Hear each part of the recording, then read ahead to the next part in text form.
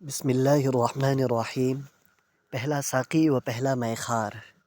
دارالعلوم دیوبند کے قیام میں عملی طور پر سب سے پہلے جو کردار سامنے آتے ہیں وہ ہیں اس درسگاہ کے اولین استاذ و شاگرد۔ یہ عجیب اتفاق ہے کہ دونوں کا اسم گرامی محمود تھا۔ استاذ ملا محمود دیوبندی کے نام سے، جبکہ شاگرد محمود حسن کے نام سے معروف تھے۔ یہی شاگرد آخرکار اس درسگاہ کے شیخ الحدیث اور صدر مدرس بننے کے ساتھ ساتھ ہندوستان کی سیاست اور آزادی کی جد و جہد میں قائد کی حیثیت سے سامنے آئے۔ دنیا آپ کو شیخ الہند کے نام سے یاد کرتی ہے۔ محترم استاذ ملا محمود دیوبندی کے مختصر حالات زندگی درج ذیل ہیں۔ آپ حجت الاسلام مولانا محمد قاسم نانوتوی اور محدث کبیر مولانا محمد یعقوب نانوتوی رحمہم اللہ کے ساتھیوں اور شیخ الہند مولانا محمود حسن دیوبندی کے اساتذہ میں سے ہیں۔ دارالعلوم کی ابتدا آپ دونوں محمودوں سے ہی ہوئی تھی۔ حضرت مولانا محمد اشرف علی تھانوی رحمۃ اللہ علیہ بھی ابو داود شریف موطا امام مالک میں آپ کے شاگرد تھے، جیسا کہ انہوں نے اپنی کتاب السبع السیارہ میں لکھا ہے۔ جب دارالعلوم دیوبند کی بنیاد رکھی گئی اس وقت آپ میرٹھ میں مدرس تھے۔ حضرت نانوتوی رحمہ اللہ نے آپ کو وہاں سے بلا کر دارالعلوم میں مدرس مقرر فرمایا۔ آپ نے اپنی پوری زندگی دارالعلوم دیوبند میں ہی تدریس فرمائی۔ آپ نے حدیث شاہ عبد الغنی مجددی دہلوی سے پڑھی تھی اور سنن ابن ماجہ کا مشہور حاشیہ انجاح الحاجہ لکھنے میں اپنے استاذ محترم کی مدد بھی فرمائی تھی۔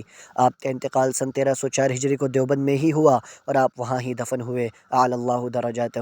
حاشیہ العناقید الغالیہ۔ حضرت شیخ الہند کے مختصر حالات زندگی اسی کتاب میں شخصیات کے حصے میں آگے سنیں گے۔ یقین کے زاویے۔ یہ سن 1325 ہجری کی بات ہے جب بعض غلط فہمیوں کی بنا پر عرب علماء نے حقیقت حال معلوم کرنے کے لیے علماء دیوبند کی خدمت میں 26 سوالات روانہ کیے۔ حضرت مولانا خلیل احمد سہارنپوری رحمہ اللہ صاحب بذل المجہود نے ان سوالات کے واضح جوابات تحریر فرمائے اور تمام موجود اکابرین نے اس پر تصدیقی دستخط ثبت کیے۔ اس طرح یہ علماء دیوبند کی ایک متفقہ دستاویز تیار ہو گئی۔ ان جوابات کی تمہید میں علماء دیوبند کے مسلک کا بیان بہت وضاحت سے آ گیا ہے۔ چنانچہ حضرت سہارنپوری رحمۃ اللہ علیہ تحریر فرماتے ہیں: اس سے پہلے کہ ہم جواب شروع کریں، جاننا چاہیے کہ ہم اور ہمارے مشائخ اور ہماری ساری جماعت بحمد اللہ فروعات میں مقلد ہیں۔ مقتدائے خلق حضرت امام ہمام امام ابو حنیفہ نعمان بن ثابت رضی اللہ عنہ کے اور اصول اعتقادیات میں پیروکار ہیں۔ امام ابو الحسن اشعری اور امام ابو منصور ماتریدی رحمہم اللہ کے اور طریقہ ہے صوفیہ میں ہم کو انتساب حاصل ہے۔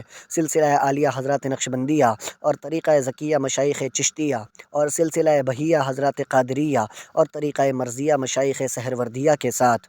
دوسری بات یہ ہے کہ ہم دین کے بارے میں کبھی کوئی ایسی بات نہیں کہتے جس پر کوئی دلیل نہ ہو، قرآن مجید کی یا سنت کی یا اجماع امت یا قول کسی امام کا، اور بئی ہمہ ہم دعویٰ نہیں کرتے کہ قلم کی غلطی یا زبان کی لغزش میں سہو و خطا سے مبرہ ہیں۔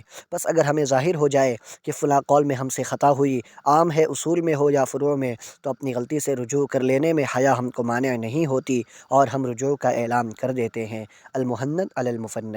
حقیقت یہ ہے کہ دیوبند کسی نئے مذہب یا فرقہ کا نام ہرگز نہیں ہے، بلکہ جمہور اسلاف امت کا عقیدہ، ان کا عقیدہ اور ان کا عمل ہے۔ حضرت قاری محمد طیب صاحب رحمہ اللہ نے اپنی آخری تالیف علماء دیوبند کا دینی رخ اور مسلکی مزاج میں اس کو تفصیلی طور پر تحریر فرمایا ہے۔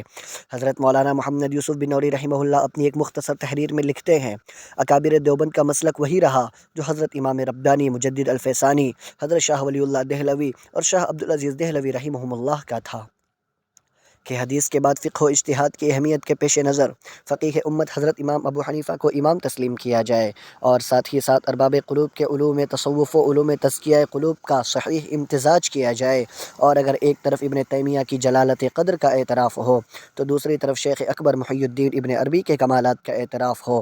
امام ابو حنیفہ رحمہ اللہ کی تقلید و اتباع کے ساتھ احادیث نبویہ اور علوم صوفیہ دونوں کو جمع کر کے ایک خوبصورت مؤثر دلنشین مسلک ظہور میں آ گیا، اسی کا نام دیوبند مکتب کا مسلک بن گیا ہے۔ مقدمات بن نوریہ صفحہ 307۔